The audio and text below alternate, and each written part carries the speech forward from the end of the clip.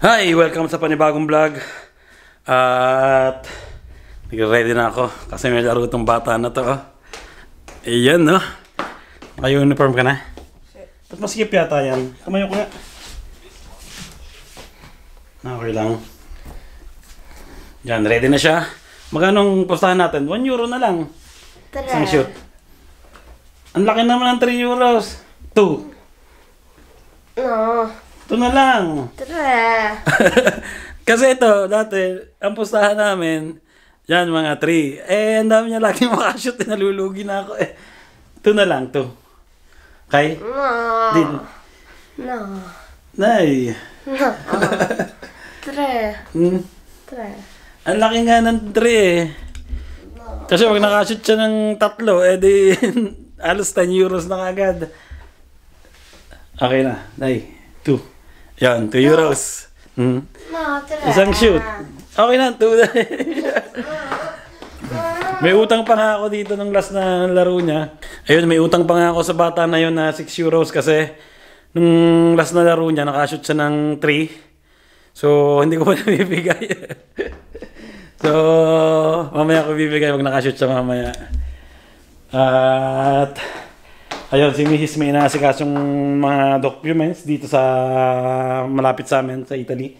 So ayun, ready na kami at anong oras na? 5:30, 5:45 yung ano niya, yung basketball. So tara, samahan niyo ako. Let's go. I'm making plays. I'm making hits. I'm making hits. I'm making plays. I'm making plays. I never miss. I never miss.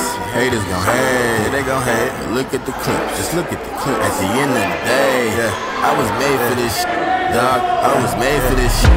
Nothing but green grass in my view. Hit him for 50 yards up the middle. All of my rushes are ready to move. Tell your quarterback, head on the swivel. Came all this way, so we hungry as hell. We ain't winning, we ain't leaving the field. Overtime, now the shit getting real. Double overtime, shoot for the kill.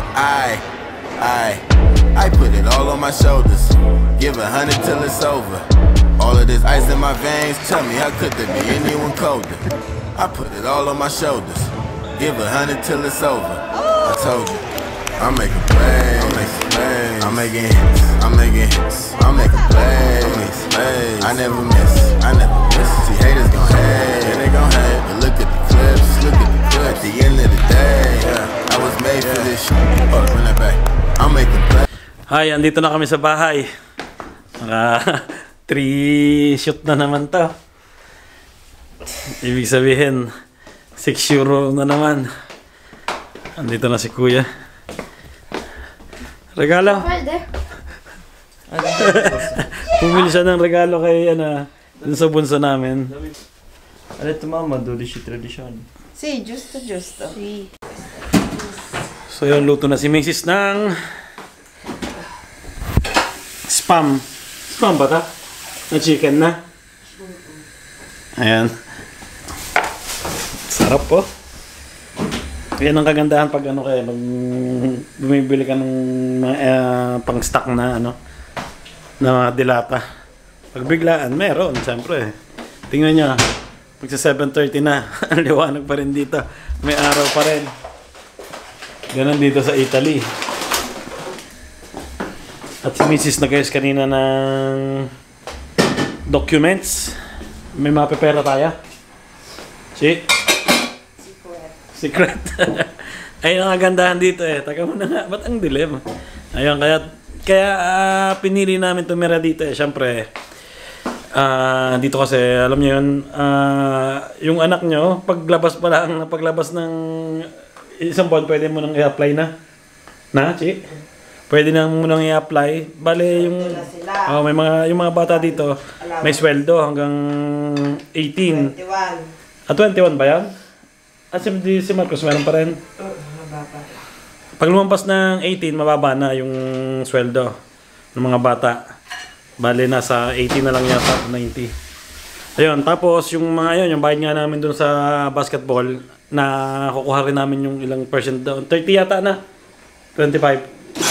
Ha? Basta yung nang binabayad sa yung mga binabayad namin dito sa mga bills. Ha? Gamot. Yon, nakukuha mo yung ilang porsyento, no? Tapos yung ano dito, walang bayad. Ospital.